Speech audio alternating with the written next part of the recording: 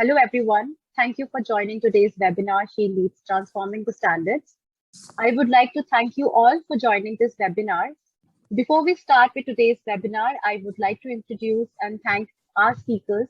So today we have been joined by industry leaders, Shibra Chaudhary, Director, HR Origo Software Technologies. Second, we have Maya John, Chief People Officer, Versa Innovation.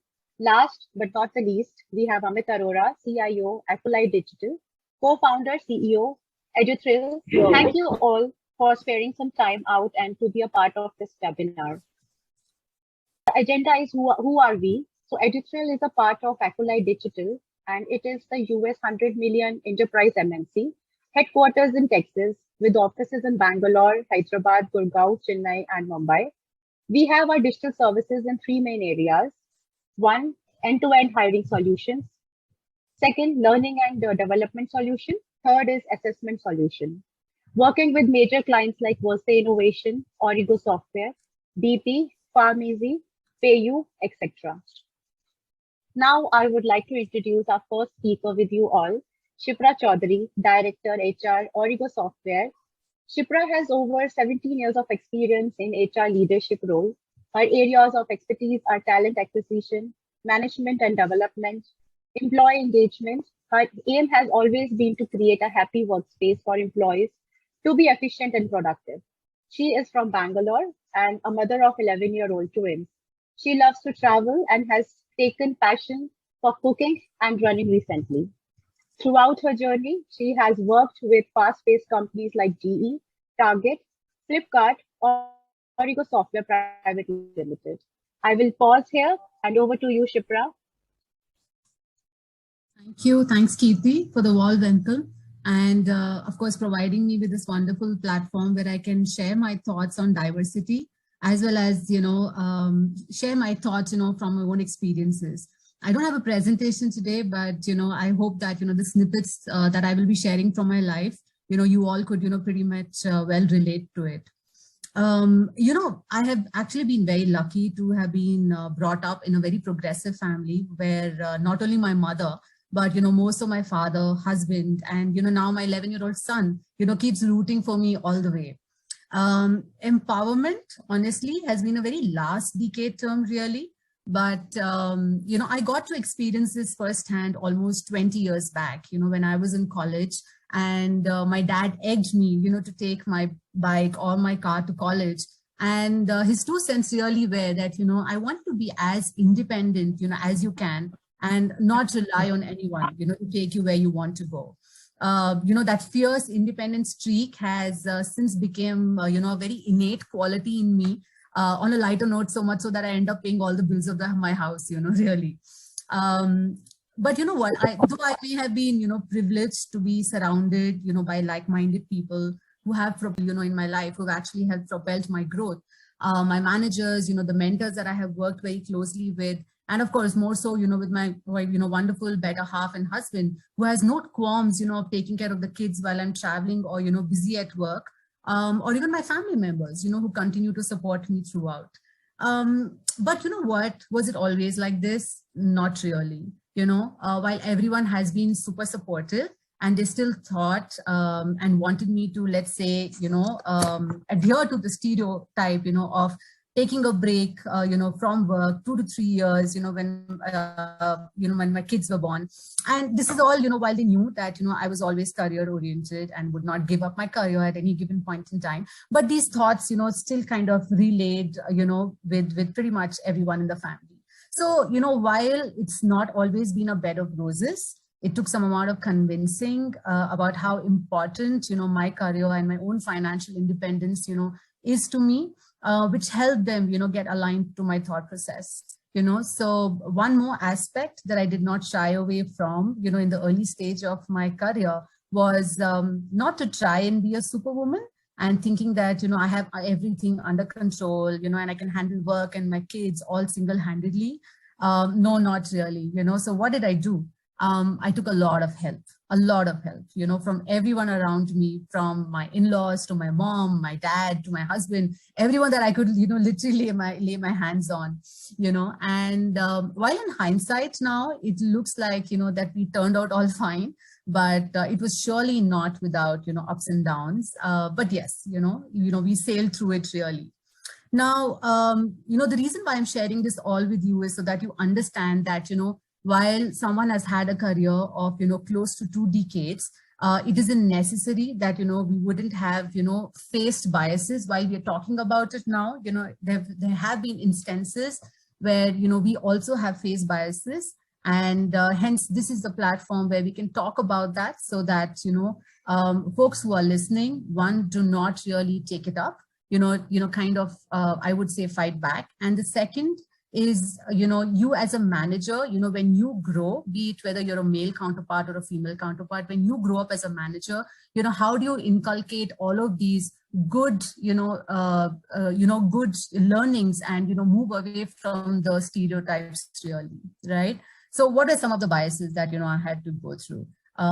I've had a couple of my managers giving me feedback, at the onset of my career, and, women managers included, that I'm a bit intimidating, or, I was aggressive, and, I was asked to be a little less aggressive, tone myself down. And how it is at that point in time, you're trying to please everyone at the onset of your career. And since I was naive, I did try and change, contrary to my personality, to become more likable, but you know what, that did not give me, a bit of comfort, right? Because I was always, putting up a pretense, I was not happy at the end of the day. So while we all definitely need to act on the feedback that is given to us, we shouldn't change our personality to the extent that, we aren't comfortable in our own skin. So what did I learn from that? As I grew into leadership roles, I understood that, how one should not let go of their true self, their vulnerability, their own persona, because that is what, pretty much sets you apart from others, right? Otherwise, you're just, following the herd mentality really, So just try and be true to yourself and comfortable in your own skin. Another, incident which, amongst from the multiple biases and stereotypes that I have faced, that stands very vividly in my mind is that when I gave birth to my twins, my manager at that point in time mentioned, I'm hoping in jest, I don't know, since I didn't ask him ever, maybe I should have, that, oh, you know what, you want to take a 6 months break. Remember, back then we never had 6 months. It was always 3 months. And he went on to say that, why don't you take a year off, with the twins, it would get quite tough, And, while I understand that, maybe he was trying to be understanding and, probably just trying to make things comfortable for me, I think so. Internally, I was extremely miffed, with him, because for me, in my head, I had not even thought about, whether I'm going to take a 6 month or a 8 month or a 10-month break. It was all about just giving birth to healthy babies and, of course, seeing how things would pan out for me and then getting back to work. Right. So yes, no denying that I did take some time off to be with my kids, around 6 months or so. But then I got back to work, and I did that when I thought the time was right, with no one pushing me or no one telling me that, hey, now you should get back or, take some more time. I think it was all about, my decision. Right. So, in hindsight, good that I did go through these incidents, because what these incidents did to me was, to be consciously aware of such biases that prevail and ensure that, when I grew up, to be a manager or a leader, my team members did not have to, go through all of this ever, right? And even now, my team and me, right, be it in every company that I've been a part of, we don't leave any stone unturned to sensitize managers on how to communicate or revert, to a female employee when they disclose that, they're on their family way. And, how do they actually have that conversation and plan around it, right? So you need to have mature conversations around it. So such incidents, look, do turn out to teach you, what you should be doing or not really, right?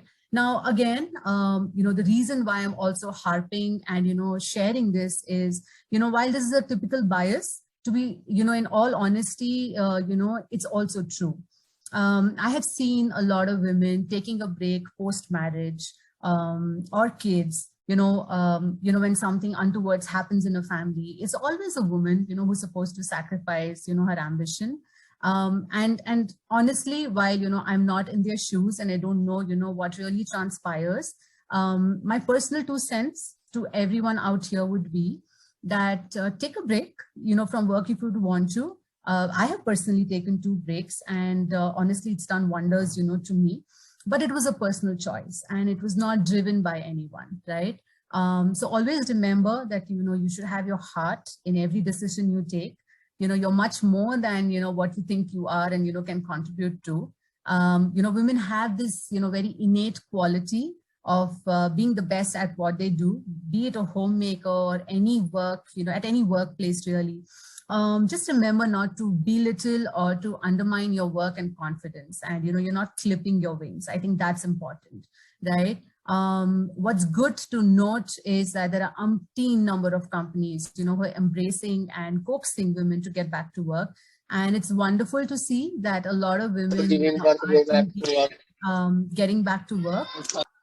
And, for the men out here, my only simple request and ask would be, please do ensure that you create a good ecosystem, support the woman in your life, be it your mom, sister, your girlfriend, your wife, or, most importantly, even your peer with whom you work day in and day out, right? Now, how can you do that? Okay, be more empathetic. That's the first and foremost aspect. Be empathetic. Don't pass on silly jibes on a woman if she has to take time off to, tend to her child or family. I'm sure, if you would have been in the same situation, you would have done that as well, right? And I see it's very heartening, honestly, to see that a lot of men are actually getting very involved, in co-parenting, right? And it's wonderful, to see that, it's working out really good. So small things like, help the lady in the house with the housework, co-parent, in a true sense. Most importantly, support her ambitions. And just ensure that, you trust them enough and, be the wind, beneath their wings really to help them soar high.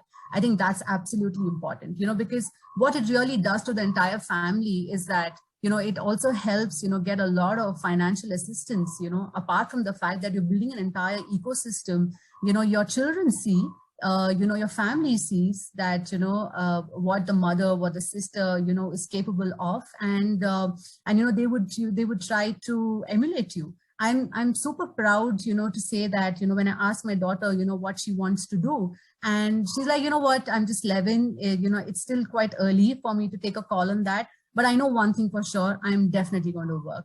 I love the way that, I see you going to office. I see, that you're financially independent.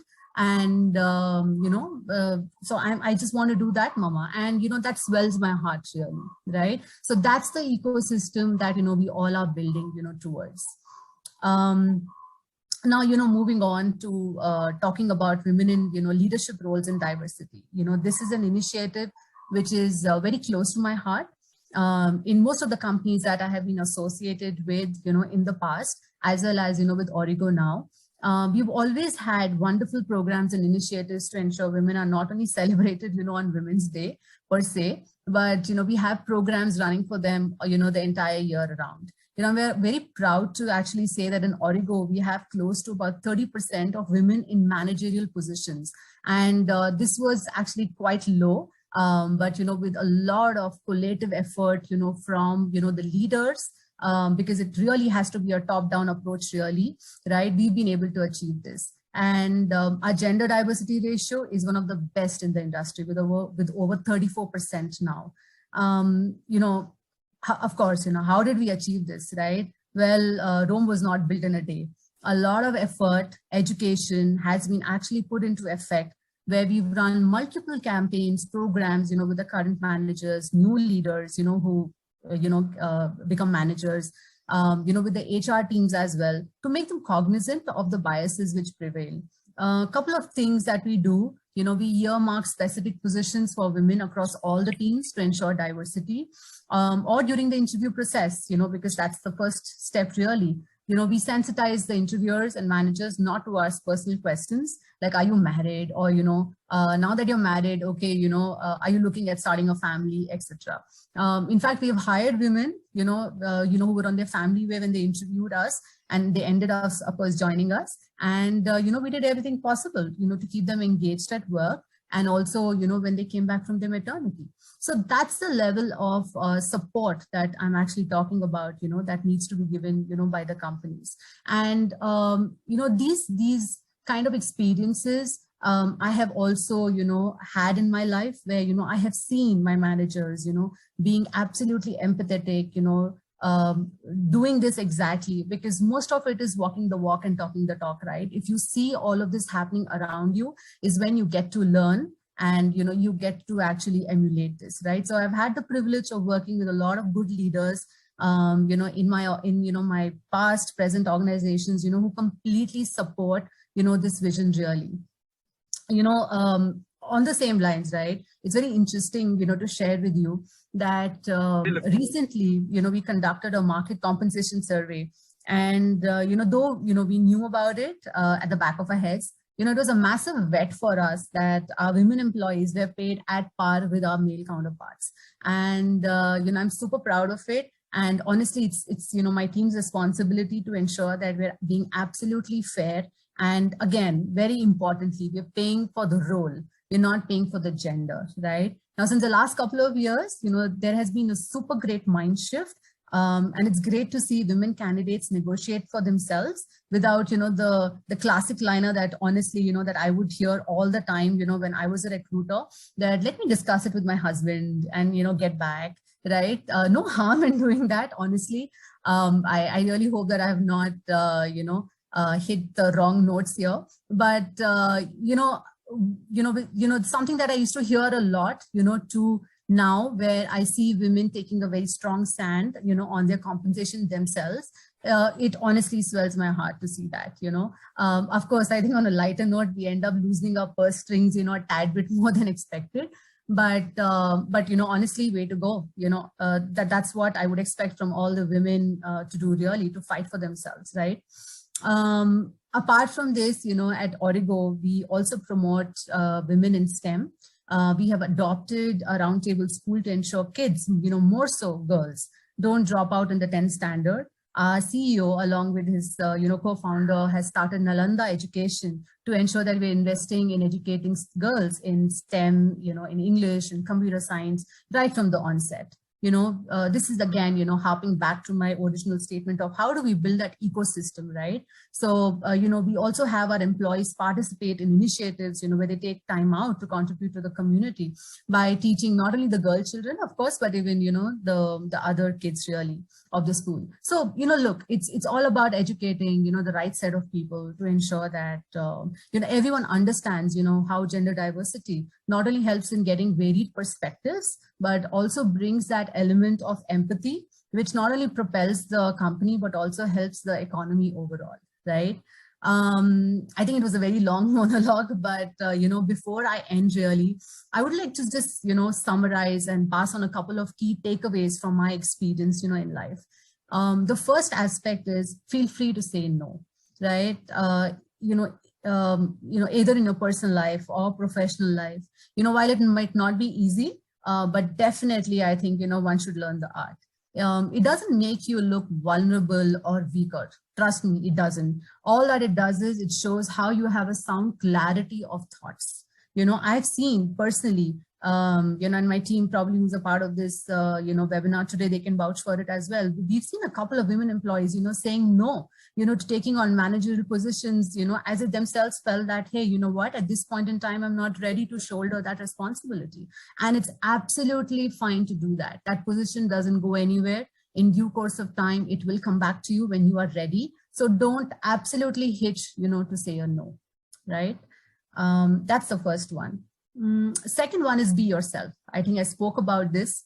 Just remember that, you are enough, right? Keep reminding yourself, with this affirmation, be comfortable with who you are And like I mentioned before, this does not mean that, you don't work on the feedback provided to you, but all that I'm saying is that you need to change yourself, your personality drastically. Let it not be to the extent that you're losing yourself in the process, or, you're uncomfortable, within your own skin.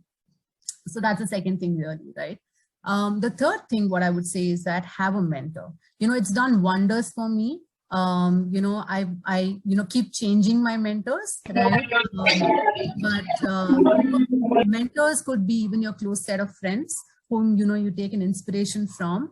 But I would seriously suggest that, have a mentor, who can groom you, who can guide you, right? It can propel you to greater heights. I would also suggest, honestly, taking a leaf from Sheryl Sandberg's, Lean in Movement, that try and mentor at least one woman, right? You don't know how it can do wonders, for them, and, build the entire ecosystem really, right? So, let's not, let's not, pull people down. Let's not pull, women down. Let's lean in, all the way and develop more women holistically, right?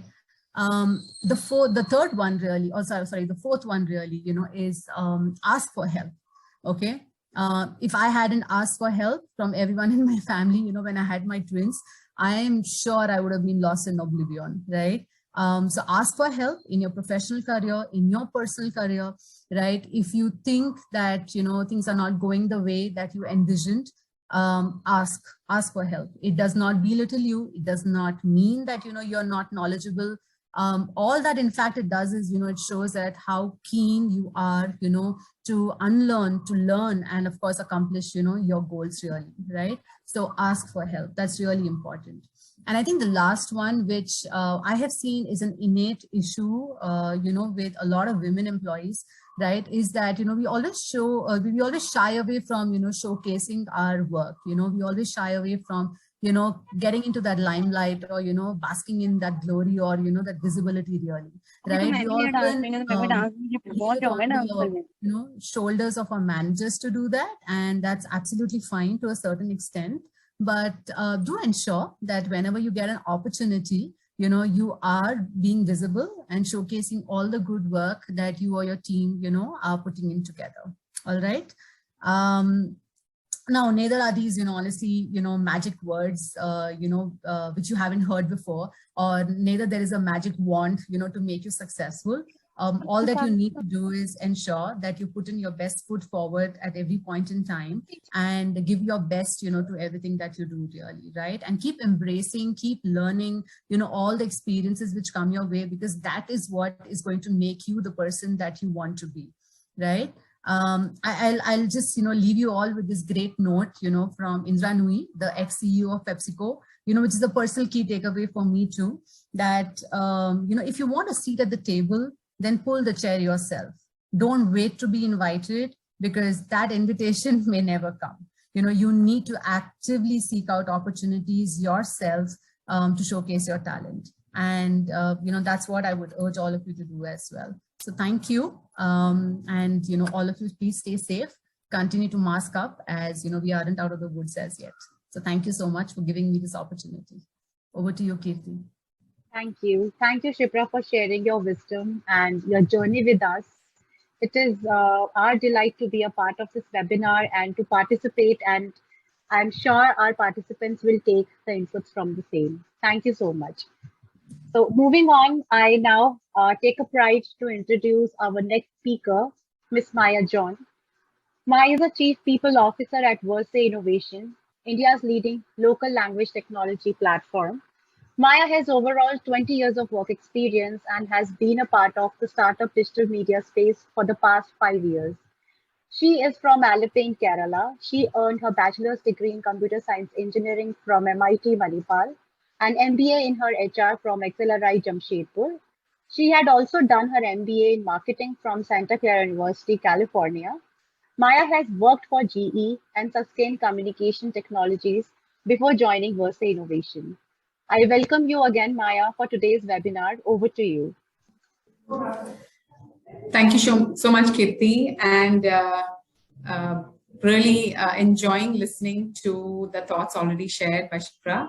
I was just kind of telling my colleague who was sitting next door that I think most of my checklist of points Shibra has already covered, which is nice. And I think it's nice to see alignment in the things that we would like to cover, especially Shibra and I or Amit don't have connect before this, but it's nice to see that there's alignment of things that we would like to say. So I'm literally searching in my notes, and I'm kind of going to go over a couple of things that probably I can add on to what Shibra has said. So it's really nice to see, I'm going to admit, see a slide of yourself and saying Maya has done this and Maya has done that and Maya has 20 plus years working. But I, hand on heart, I don't think I would be anywhere close to where I am today if I don't acknowledge the beginning, right? Family, where I grew up, who I grew up with, and all of that. So a couple of kind of lessons learned from there. I think there is always a little bit of luck that plays a part in many things in life. I would like to say that I lucked out. I have I think similar to what Shibra mentioned, very forward-thinking parents in a very traditional, context, in a very small town. I didn't need to do anything. It was all laid out. I just had to study fairly well, get good marks. The path was laid. I would probably, do further studies, get married, be at home, have a couple of kids. So there was a preset path is what I'm trying to say, that there was no need to try and do anything more. A lot of credit to my parents to instill a sense of independence, right from the beginning of my existence, I would say. So one, whenever there's imbalance, we're talking about breaking the barriers and gender bias and things like that. I think the most powerful counter effect to any imbalance is power, right? And one source of power, and I know power is not a very comfortable word for everybody, but one source of power that I would definitely encourage is that all students, men and women, must be financially independent. So when you have money in the bank, whether it's 10 rupees, 100 rupees, 10 lakhs, 1 crore, whatever it is, even if you have 1 rupee in the bank, that makes a difference to any equation. So that is one thing I would say. There is obviously a lot of debate on being a home mom or being a home partner and things like that. I think in whatever circumstance, whether you're set up in the social sector, I think at the end of the day, you must have your own bank account with some money in that. So that brings, it's an unspoken thing in the room, but it does change the equation on many, many things, including gender bias or anything, that may come our way. So that's one. The second is observation and listening. So whatever your circumstance, whether you lucked out like I did, or you don't have that luck, maybe you're from a very traditional setup, there is no support for you to work, there is no support for you to maybe go and live in another city or any of that. I would still say, when you look around your current circumstances or the people that surround you, there's always inspiration that you can find. So for me, for example, I am surrounded by very strong women. They're not in the corporate sector, they're not working and all of that, but just in the sense of the way they approach life, fearlessness, courage, ability to speak up. So these are all infectious. So if you surround yourself or you observe and you listen, you will find people who can give you those nudges, or you can give you that inspiration. So I would say, and it can be a grandmom, it can be a friend, it can be a teacher, it can be your first boss, whatever that is, right? Whoever that is. So one is observe and listen, look around you, you will find people, even in the most conservative or smallest circumstance, you will always find people who can give you that motivation and give you that support. So that is the other thing I would say. The third is, there are no shortcuts to breaking biases, or there are no shortcuts to gaining courage, right? It's a muscle that you have to build. But one of the secret ingredients of courage is to be good at something, right? If you're good at something and you are the go-to person for something, you have an expertise on something, then you have leverage, right? You have confidence. You can build that through, through the expertise that you build. And that makes you somebody who is relevant, and that makes you somebody who can be heard. Because see, half the time I feel the issue with imbalance is that one is not heard. First issue is that you may not speak up. The second is, even if you speak up, you are not heard. So to be heard, you must be relevant and you must be important. And for both of these, you need to be good at something, right? So all of you are young. I'm assuming you're starting your careers, you're in final year of college and all of that. Focus on getting good at something, whatever you're passionate about. If it's coding, if it's writing, whatever the spectrum of skills that are out there, but get good at something. And while we may have all the AI and ML in the world, there are no shortcuts to this, unfortunately. You will have to spend the time, you will have to give it your hard work and effort to get good at something, right? So that's the other thing I would say. The fourth is pay it forward. So for whatever goodness that is there in your life, especially if you are a lady or a girl on this call, obviously you're on this call because, of a lot of things that have happened before this, right? You've had a lot of doors opening. You've had, through your work, I'm sure you got admission in certain colleges or you're in a certain company. Don't underestimate that privilege. It is a privilege to even be on this call, right? So even if in a small way you can pave the way for somebody else behind you, do that. And like Shibra had referred to some of our corporate leaders, I wanted to kind of say something that left a mark by Lena Nair. Lena is currently the CEO of Chanel. What she said is, lift as you grow. So as you are growing, you are going from college to your first work or work to your second work or whatever that is. Always lift other people along, open up doors for others. And that goodness, is infectious. So it'll go a long way.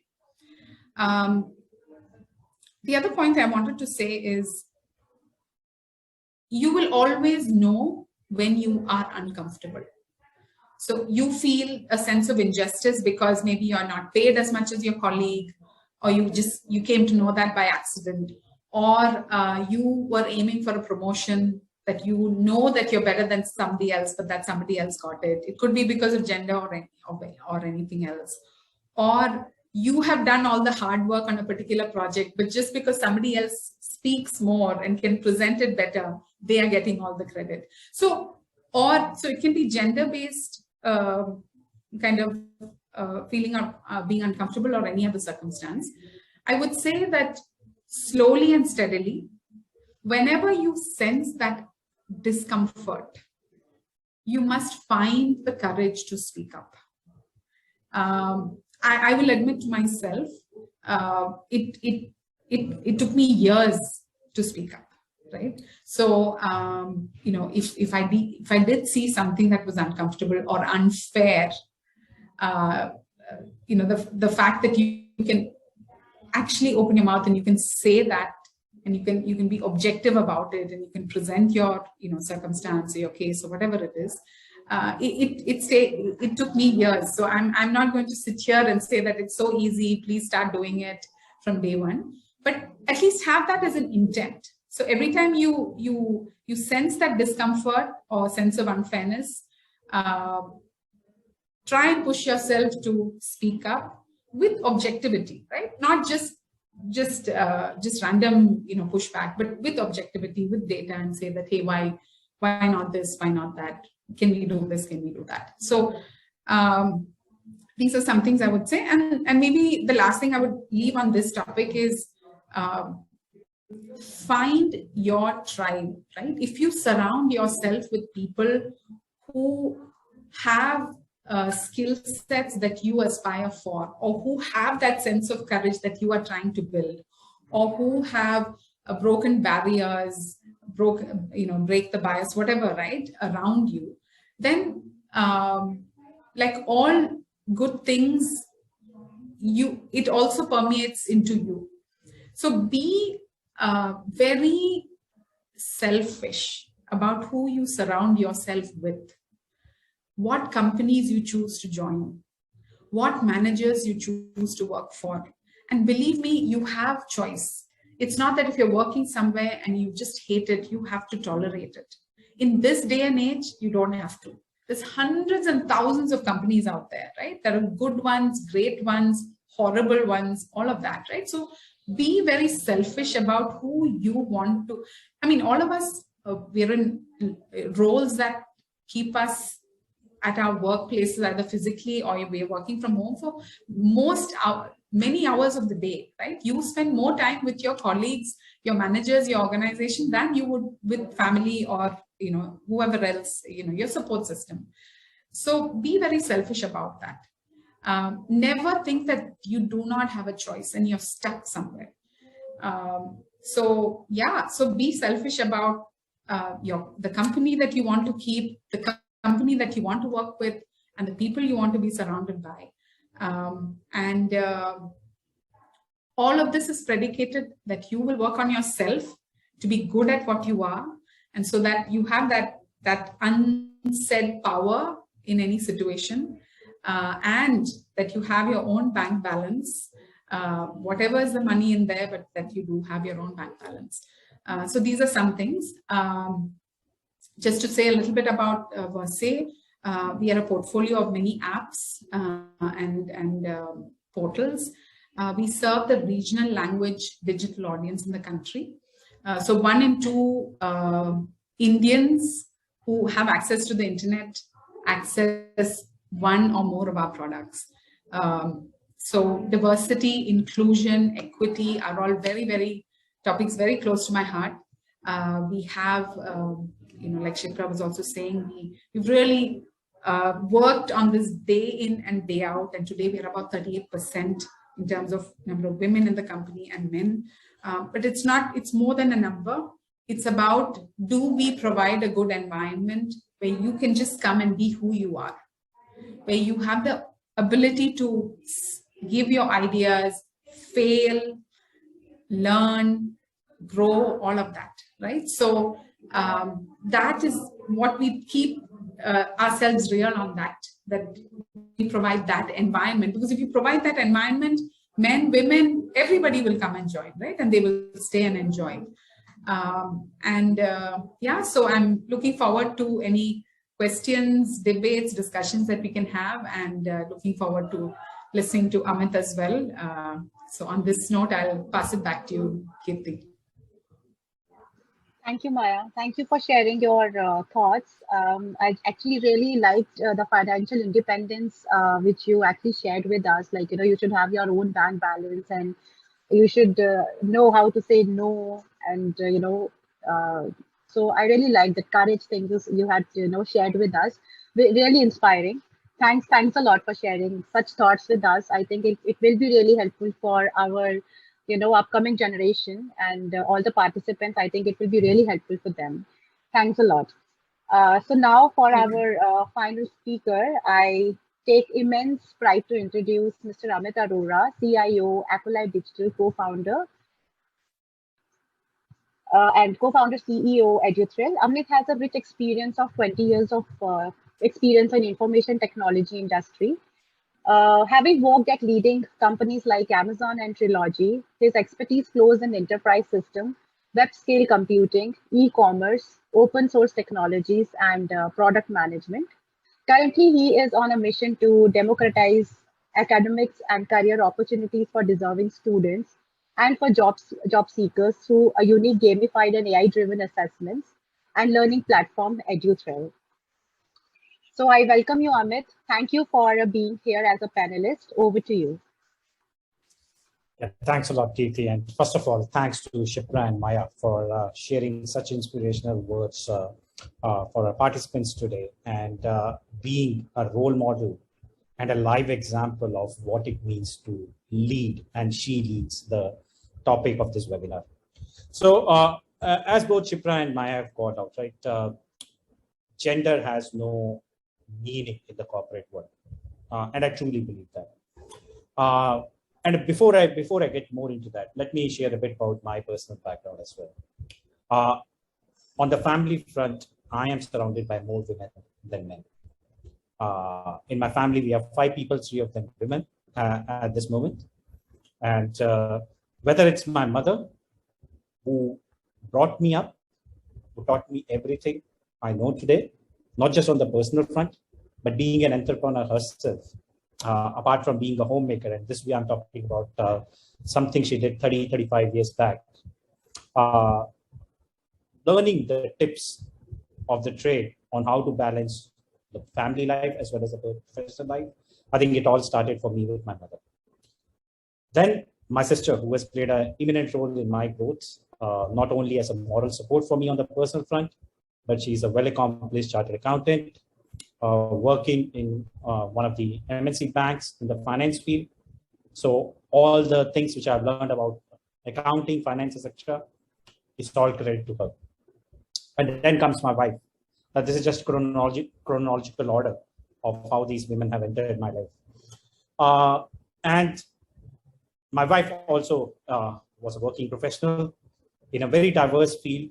And over the last 8 years of my marriage, she has taught me tons and tons of things, both personally and professionally. The number one thing being discipline and also balancing out the personal and professional life. And so I've been heavily influenced by all the women in my life on both the personal and professional front.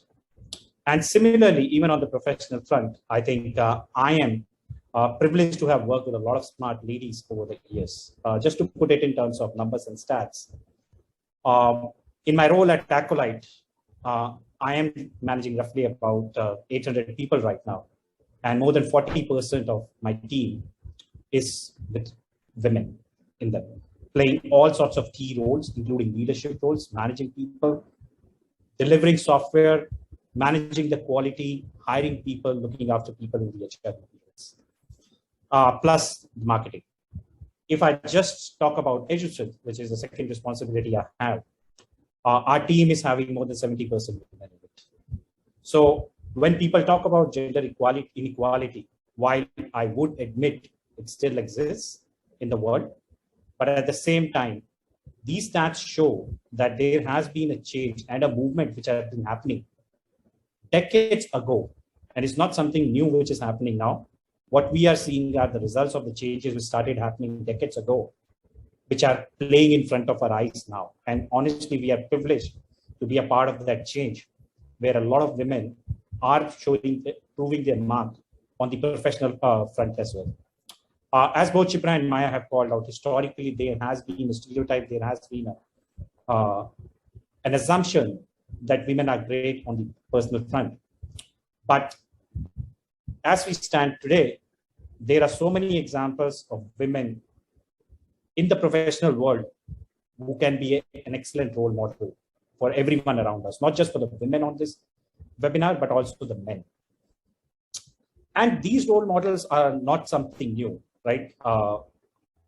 They are not restricted by the space they operate in. They are not restricted about the century they were born in, and neither their age. So to that effect, I do want to take a moment to call out that these role models have existed in front of us throughout our history. if we just take a moment and look back, a woman has done practically everything which is there to do in the world. She has healed the world. She has reversed the climate change. She has revolutionized the world of science. She has conquered the universe. She has survived a bullet to her head and yet marched on to educate mankind. And she is redefining the professional and personal life on a day-to-day basis. Now, the examples that I have included in what I summarized just now starts with Mother Teresa. We all know the impact she has had on the world, where for more than 50 years, she was comforting the poor, the dying, and unwanted around the world. Personally, I believe she is an excellent role model, and she has been doing this. She had been doing this more than 100 years back. Coming to the next person, Greta Thornberg. At a mere age of 15, she mobilized millions of people across the globe to force world leaders to solve climate change. Whether it was Vladimir Putin, whether it was Donald Trump, whether it was Macron from France, all the world leaders were forced to sit and listen to what this 15-year-old girl was telling the world about the climate change that was happening and forcing them to act. If we talk about the world of science, the example of Marie Curie is right in front of us. At the turn of the last century, she discovered new elements, and she paved the way for discovery of neutron and artificial radioactivity. Coming to an example closer home in our neighbors, Pakistan, I'm sure all of us have heard of Malala Yousafzai, who was shot in her head by Taliban just for asking for a right to study. But she not only overcame that bullet wound, since then she has been inspiring millions across the globe to invest in the rights of education for women in not just in her country, but across the globe. It's not only the world that the women have conquered, it's also the universe. And the example over there is Kalpana Chawla. Of course, we are also proud that she has the Indian descent, but she was the first woman of Indian descent to fly in space and travel millions of miles around the Earth. And these are some of the examples which have existed, and all of us have heard of them throughout the history of mankind. And if we talk about the recent corporate examples, whether it's Falguni Nair, who is the CEO of Nykaa, leading to one of the most successful IPOs in India, whether it's Malvika Hegde, who has turned around Cafe Coffee Day after the unfortunate demise of her husband, or it's Nita Ambani, who is known for leading so many ventures on behalf of the Reliance Group. I think there is a role model in front of us in every sphere of life. And to the point that both Maya and Shibra made, I think the most important change starts with us. And that first thing which is needed is for us to believe in ourselves, right? Whether it's men or women, that belief has to come from within us. And as Maya pointed out, that belief then gets strengthened if you really have an expertise in a core area. And my personal belief, the seeds of this change were laid decades ago, if not centuries ago. And the fact that we have so many women being successful professionally and doing a great job balancing both the personal and professional life in every sphere of life proves that there is nothing that a woman can not do. Another example which I can share of the expertise that women have, I studied from the CBSE board, and I'm talking about doing my studies almost 25, 27 years ago when I was back in school. And since then, the stats are very clear. Women used to outperform boys in all the CBSE exams. I'm sure the stats remain the same even today. Unfortunately, I haven't kept track of that. But at least if I talk about my times when I was doing my 10th and 12th and giving my board exams, it was very clear that the girls were outperforming men in all the subjects which were out there. It was just a matter of that environmental support, which I believed in the past didn't used to be there as strongly as it's available now. But on that front also, a lot has changed. Talking about my personal example, all the three women in my life have their professional careers alongside the personal responsibilities they have handled. If I talk about my teams, a lot of my female colleagues are holding as large a portfolio, and in some cases even bigger portfolio, than their male counterparts. And when we look at assigning roles to people, we do not look at their gender, we do not look at their age. The only thing we look at is what are their capabilities, what are their aspirations, what they want to do. And this ties back to the point that Shibra also made, that sometimes you will have to ask for yourself what you want to do, right? Your managers would be very supportive of giving the right responsibilities to you, but at the end of the day, you also will have to come out and stake your claim that here are the areas where you excel in, and here are the things that you want to do. So with that, I believe I do want to just conclude by saying there is a lot of power that women have. Women give birth to life, they nurture life, they manage things, and they also lead from the front. So with that, my sincere request to everyone, the women, please believe in yourself. Please find your own niche. The professional and the corporate world is ready to welcome you. It has been ready to welcome you for a very long time. And with times to come, I'm sure the ratio will probably start becoming 50-50, if not turning in favor of women, with the capabilities and the expertise they have. So with that, Kirti, back to you, and thank you, everyone. Thanks, Amit. It has always been a delight listening from you as always, and I'm sure our listeners have also enjoyed listening to you. I would like to thank you, Shibra and Maya, again for taking out time, sparing out some time, and to be a part of this webinar. So moving ahead, I just want to share again. So for the participation certificate, please feel free to fill the form. We'll be shortly sharing that link with you after the question answers round. So you have to fill that link and you will receive your certificate of participation. So moving ahead, we recently organized MBA Champion campaign, and we had like more than 2,000 plus participation in just few weeks in that. So we thank you all for all your active participation in that. Next slide, please. So these are the few top 10 winners from the MBA Champion. I just want to call out the name of all the winners, and also these all winners are there today on this webinar. So congratulations to all of you. So Jeevan Reddy, Adanki, Durgesh, Deepti, Dilshal. Next slide, please. Kaushiki, Pooja, Nagendra, Akshay, and Ashwini. So congratulations to all of you. Next slide, please. So these are the few selected candidates from MBA Champion, and there are 200 plus candidates who are still in various stages of the interviews.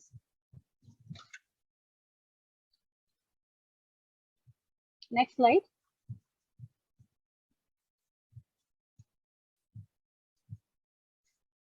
Yeah, so it's time to take few questions. So the first question is for Shibra, asked by Priyanka. Where my perception lies is that married woman needs in-laws family supports too, apart from her spouses. But in country like India, this is something out of the question. So how this particular obstacle can be managed in order to get a roaring success? All right, thank you for the question, Priyanka. You know, while like I think I had mentioned that, you know, while probably I have been one of those, you know, lucky fews, you know, to have, you know, got a wonderful family, supportive family. But however, I think this era of being non-supportive is long gone, right? I might not be completely true there. It might not be a true statement to make.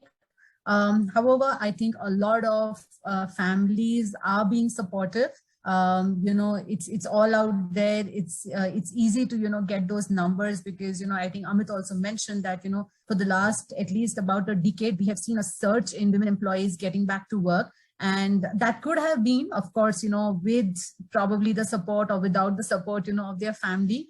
However, I think the most important aspect is that whether a woman wants to get back to work or not, right? I think that's important. And we've seen in cases, to be very honest, even in our companies, present and past, that women have left their jobs because of lack of support from family. But now with so many, now with work from home coming in, some of the maybe though while we've had some perils of, let's say COVID, we've had some good pointers as well coming out of it. We've had a lot of work from home opportunities, being opened up for women employees. And I think that's pretty much helping women employees get back, to the work culture really. Right now, how do you make it a roaring success? To be very honest, this is, a daunting task, because it's a very personal thing, right? And all that we can do is, educate, do a lot of propaganda, ensure that women are, being educated, women, in fact, their family members as well, are being educated right from their onset, to help them understand the importance and some of the benefits of, women working, right? So it's not easy. I think it's just about how all of us, see the good part of it really. Again, it's a daunting task, to be honest, but in most of the urban cities, we have seen, most of the metros, we have seen that, women are all out there, and are independent and working. In fact, probably Maya would be able to comment on that as well, because, we both have worked with GE. GE, IBM, Infosys, companies like these, they actually go, to the villages. They actually do a lot of education, around why women should actually get into work. They go on, they harp on, or rather, they look at small colleges. They actually encourage women over there to get to work. In fact, I'm sure you would have heard about the great Zoho story as well, right? How the founder of Zoho, he actually went back to his village, and he's created umpteen number of jobs for the village people out there. So it's not easy, like how I said, right? But there are small baby steps that I think companies have been taking, from quite some time, because the conglomerates that I spoke about, right? Your Gs and the IBMs and the Infosys have been doing this, from a very, very long time. However, I think it's, to all of us really as well, the other companies, who should probably get going on this entire, brigade, hop onto it and ensure that, the education right at the ground root level, and showing, families the benefits of how, when a woman works, what it does to the family really. I think it's all about showcasing that. So there's no golden rule really, which can, or a wand really, which can be just do swish and, things will work out, right? It has to be a joint collated effort really. Thank you. Thanks, Shibra. Thank you. So the next question is for Amit. According to studies by organizations like McKinsey, 4 out of 10 women have decided to leave their jobs during the pandemic. What, according to you, might be the reason for that? Yeah, that's a very tricky question, Kirti, because unfortunately I haven't seen that McKinsey study. But still, let me take a stab. I think it boils down to one, COVID forcing all of us to think on our feet, right? Not only women. I know there are a lot of men also. We have cut down on their work to deal with the family situation, right? I'm sure if McKinsey has done this study, then the stats have to be true, and they would have done a large enough sample across geographies, across countries. And my assumption is the most important reason for this is the grassroots level education, which Shibra talked about just now, right? It's the families who have to come to the fore. It's also the men who have to come to the fore to play a part, a bigger part at home, and not pushing all the family and personal commitments onto the women to take care of. Yes, the pandemic threw a challenge at all of us. None of us were prepared. The SOPs, whether it's the professional life, whether it's the personal life, we all have had to think on the feet. But personally, I think it's unfair that only women should be sacrificing their jobs. In my circle, I do know a lot of men who are lending a helping hand at home. If I talk about my personal example, I certainly have chipped in. Not just today. In fact, these habits and values were inculcated in us from the very early stages of our life. So I would say it's ultimately boils down to the family pressures and the situation. While I did say that the change has been happening over the years, over the decades, but I think there is still a long way for us to go on that front to be able to correct the situation. And while we may think that this situation is there only in India, but based on my understanding and whatever I have observed of the rest of the world as well, I think some of this problem is still there in many other countries as well. Of course, there are a few countries who are doing far better. And I'm assuming that the McKinsey survey was done across a broad spectrum of regions and is not targeted just in India. But yeah, the solution to this is each of us have to play a part on the personal front by ensuring the women in our life get equal opportunities to focus on the personal and professional front. And men are also playing a significant part on the personal responsibilities. Thank you. Thanks, Amit. So the next question is for Maya. So what would be your advice to working women facing harassment or gender discrimination?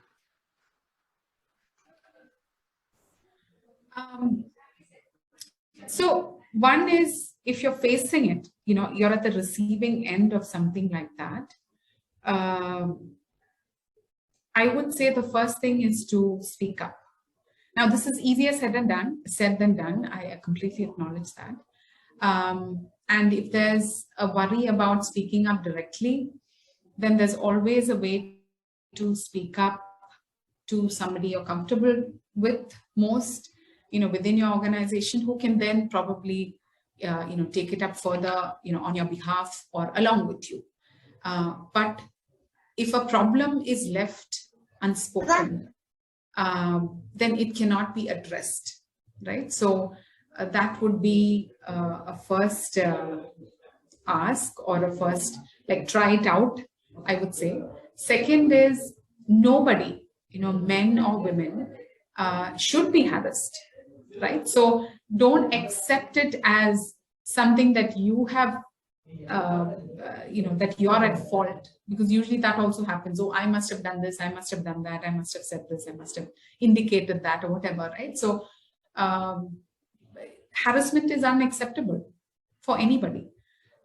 So don't start from any basis that says, oh, okay, maybe, I had something to do with it, or maybe it's my fault, or any of that. So one is that self-critical judgment, whatever that happens in those situations, take it out.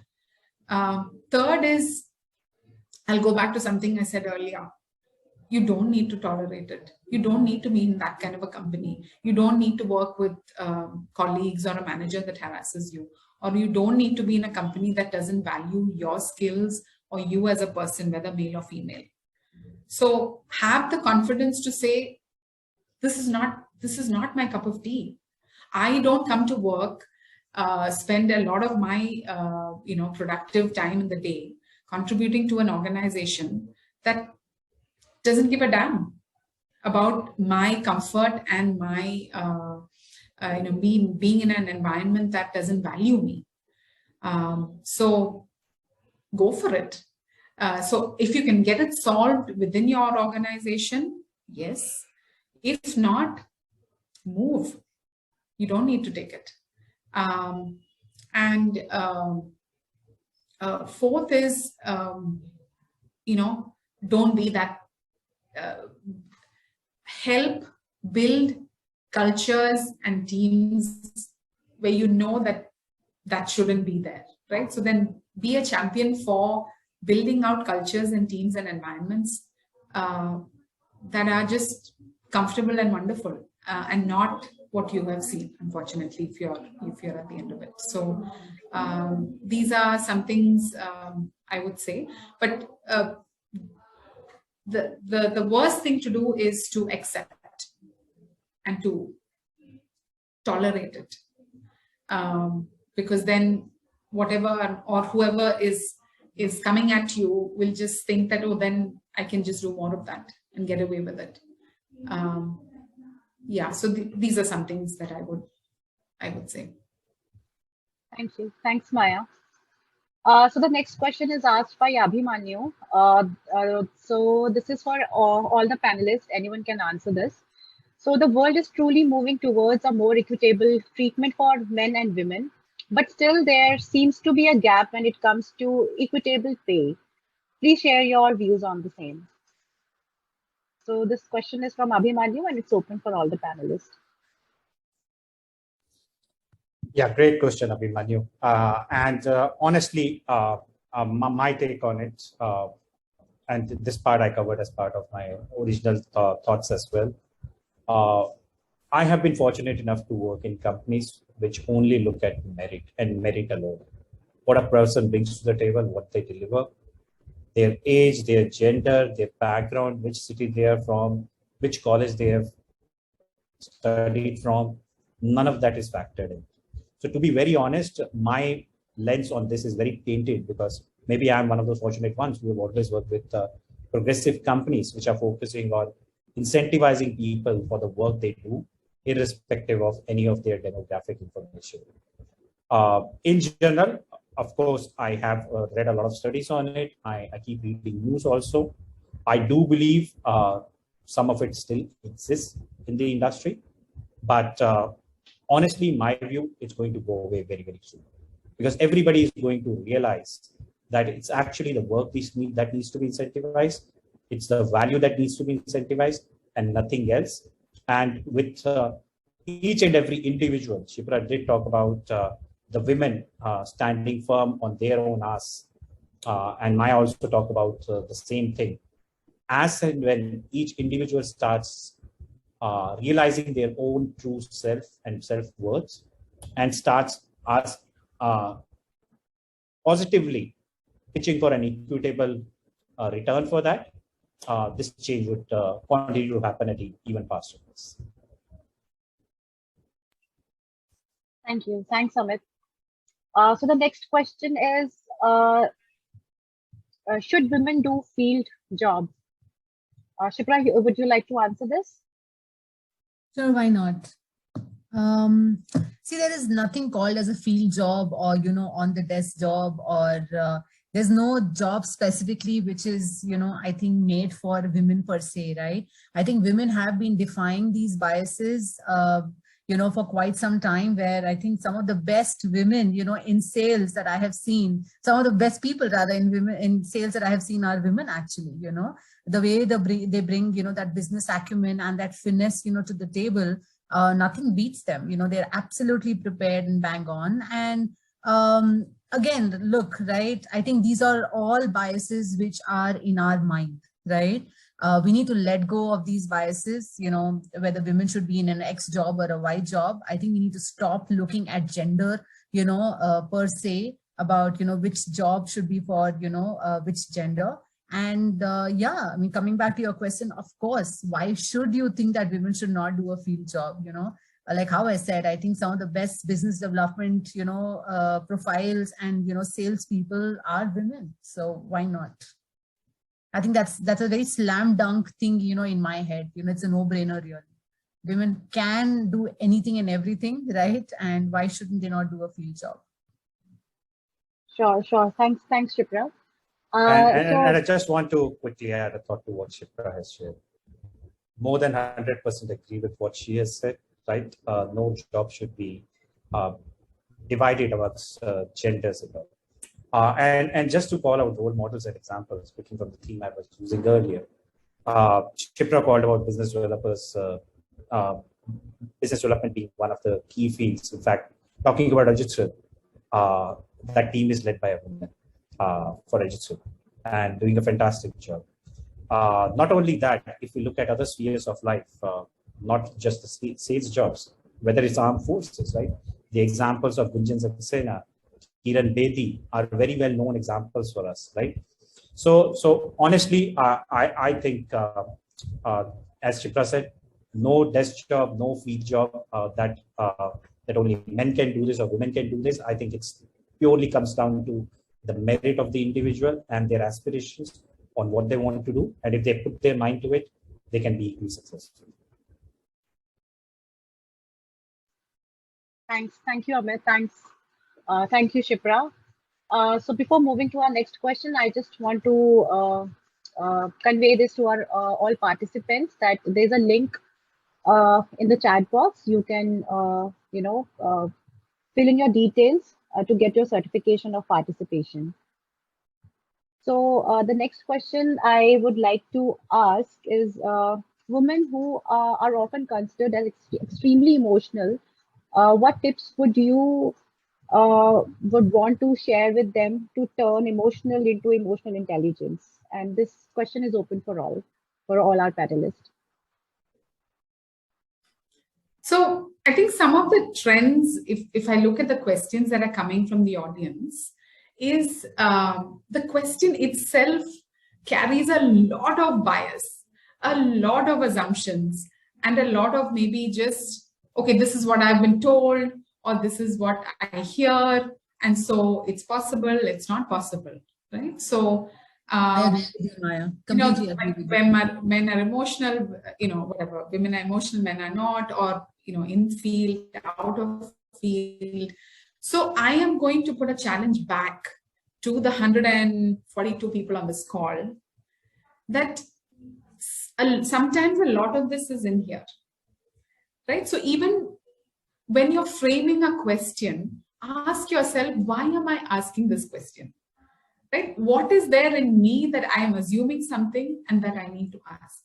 So I think I just wanted to highlight that, yes, there is bias in the world. We are not in this utopian world that everything is fair, everything is equal and all of that. But I think there is also a lot of stuff happening in here.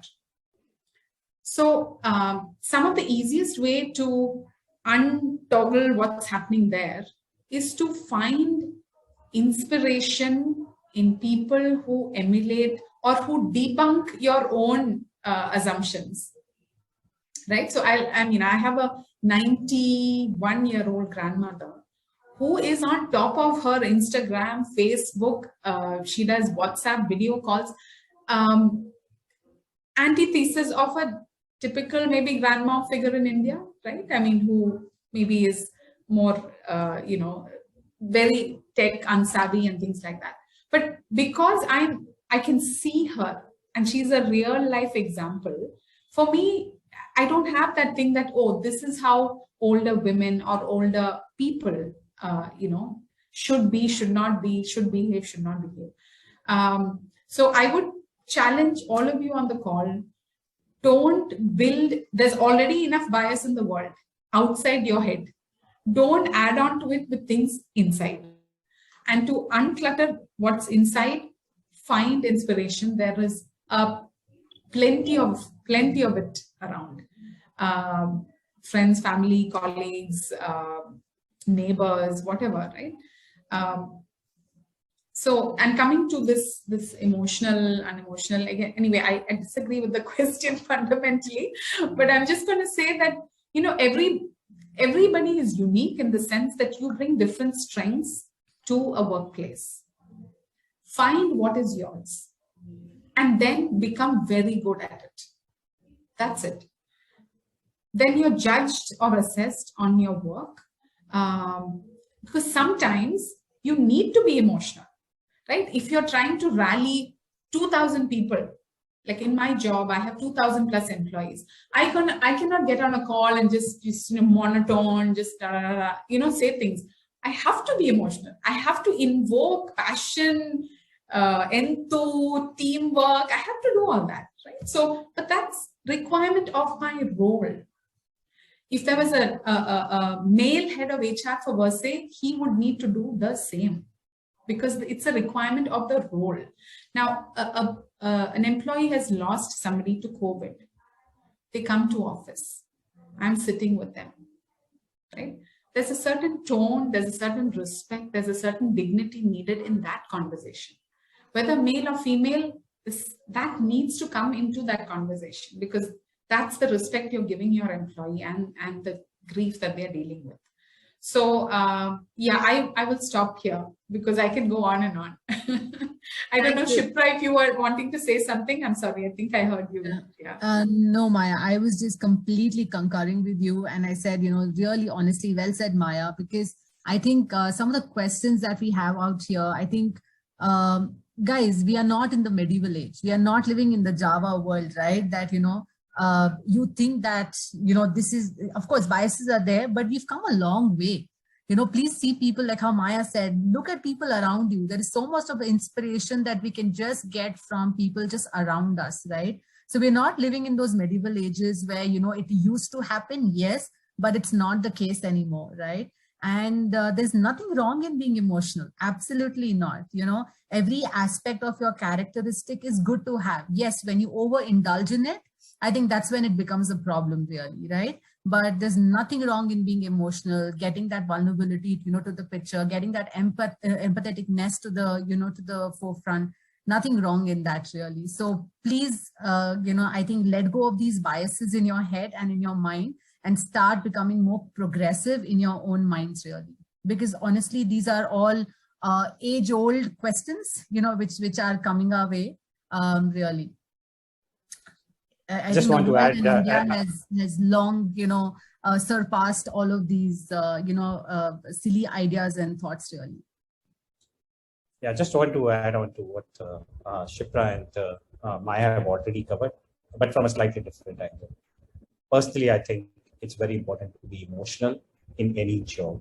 In fact, this is a topic I recently spoke on at IIM Kashipur, where I was talking about that to be successful in the professional world, probably your emotional intelligence far outweighs your IQ. And if somebody, a man or a woman, has that emotional intelligence and they can control their emotions, they can understand other people's emotions, as Maya called out, that in a particular situation, if you can sense what the other person is going through and you can formulate your response in an empathetic way, I think that's what makes you successful in professional life. So while yes, the normal theory says keep emotions out of the professional world, but the reality on the ground says if you know how to deal with emotions, you can actually be far better in the professional world than others who can't understand emotions. Thank you, Maya. Thanks, Shibra. Thanks, Amit. So moving ahead with the slides.